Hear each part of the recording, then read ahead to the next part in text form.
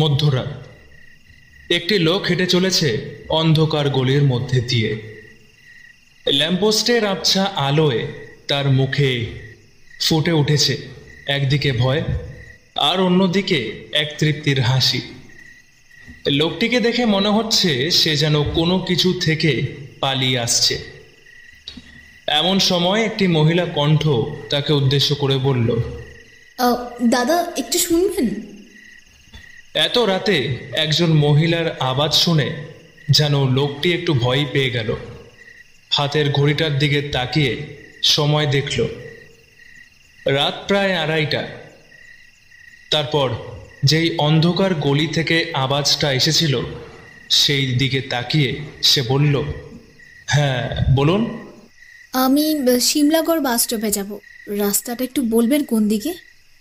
হ্যাঁ, আমিও বাস স্টপেই যাচ্ছি, চলুন তবে একসাথেই যাওয়া যাক। হ্যাঁ চলুন। একটা নিস্তব্ধতা বিরাজ করছে চারিদিকে। দুজনেই একটু আগু পিছু করে হাঁটছে। ছোট গলির বাঘগুলো পার করছে দুজনায়, কিন্তু কারোর মুখে কোনো কথা নেই। নিঃশব্দতা ভেঙে মেয়েটি প্রথমে বলল, আচ্ছা, একসাথে যখন চলছি তো একটু গল্প করতে করতে গেলে কি কোনো অসুবিধা আছে? আরে না না, আপনি বলুন। উল্টে গল্প করতে করতে গেলে সময়টাও একটু কেটে যাবে। তবে আগে একটুখানি আলাপটা করে নি, কি বলুন? হ্যাঁ অবশ্যই। আমার নাম আদ্যা, আর আপনার? বাহ, বেশ অন্যরকম তো আপনার নামটা। এই নামটা আমি কোনোদিন শুনিনি যতদূর মনে হয়। ও হ্যাঁ, আর আমার নাম হলো রক্তিম। হো। কিছুক্ষণ আবার সব চুপচাপ। তারপর রক্তিম বলল, আপনি এত রাতে কোথায় যাচ্ছেন? এসেছিলাম একটা কাজে ট্রেনে করে, কিন্তু আজ বাড়িতে একটা কাজ পড়ে গেছে। শুনলাম সকাল 3:30-র সময় বাস আছে বিজয়নগর যাওয়ার, আর ট্রেন আছে সকাল সেই 8টায়। তাই ভাবলাম বাসে করেই বেরিয়ে পড়ি, তাই এই রাতে বেরোনো। আর আপনি কোথায় যাচ্ছেন এত রাতে? এই প্রশ্নটায় কে উত্তর দেবে সে বুঝে উঠতে পারছিল না। তাই একটু চুপ করেই সে বলল, আমিও ওই বিজয়নগরেই যাব। চলুন তবে একসাথেই যাওয়া যাবে। হ্যাঁ, তবে তো বেশ ভালোই হলো, একসাথে গল্পে গল্পে যাওয়া যাবে, আর একা বোর হতে হবে না। কথায় সায় দিয়ে রক্তিমও একটু মাথা নাড়ালো। রক্তিম এতক্ষণ খেয়াল করেনি, কিন্তু এবার সে একটা জিনিস ভালো করে লক্ষ্য করলো যে সে যখন বেরিয়েছিল তখন আশেপাশে তক্ষকের আওয়াজ, কিছু নিশাচর পাখির আওয়াজ শোনা যাচ্ছিল। কিন্তু এখন যেন পুরো রাস্তাটা একদম নিস্তব্ধ। হাওয়াও যেন কেমন একটা দম বন্ধ করে আনছে। সে ভাবলো একবার আদ্যাকে জিজ্ঞেস করবে যে তারও এমন অনুভব হচ্ছে কিনা, কিন্তু একটু পাশের দিকে তাকাতেই সে অনুভব করলো সে যেন একই রাস্তাতে বারবার হাঁটছে। এবার রক্তিম কিছুটা ভয়ার্ত স্বরে আদ্যাকে ডাকলো, আদ্যা, মানে তোমার কি কিছু অনুভব হচ্ছে? মনে হচ্ছে যেন আমরা বারবার একই একই রাস্তার গলিগুলোতে হেঁটে বেড়াচ্ছি। আদ্যা, কি হলো, কি হলো বলো? কি বলবো, যে আমি তোমাকে আমার রাস্তায় ঘোরাচ্ছি? ভয় পাচ্ছ রক্তিম? তোমার তো ভয় পাওয়ার কথা নয়। তুমি তো জানো তুমি কে, কার বংশধর তুমি। যুগে যুগে তুই যতবার ফিরে আসবি আমি ততবার তোকে নিধন করব।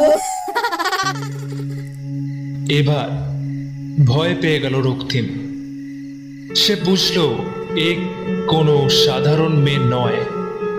এই মেয়ে জানে যে সে কোনো সাধারণ ছেলে নয়, সে রক্তবীজ পিশাচের বংশধর।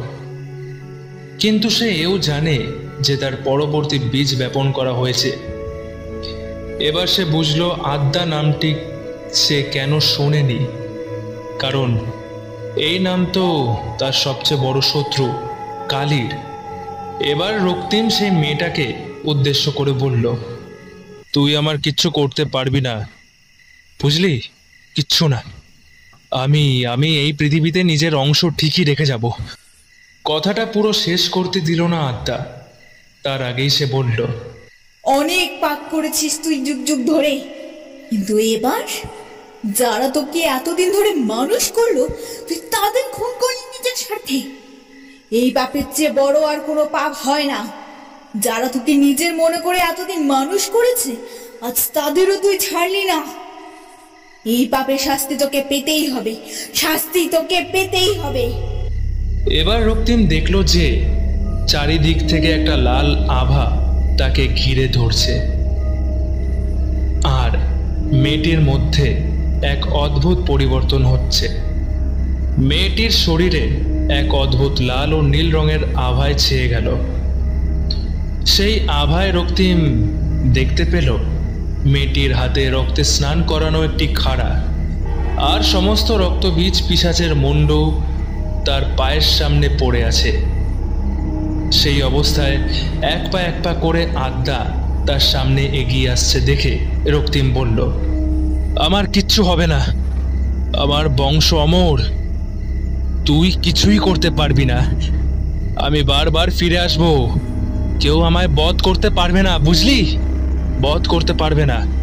এবার সেই আদ্যারূপী মা জগৎ জননী বলে উঠল, তুই যতবার জন্ম নিবি আমি ততবার ফিরে আসবো তোর নিধনের জন্য। বলেই সে রক্তিমের মুণ্ডুচ্ছেদ করে দিল।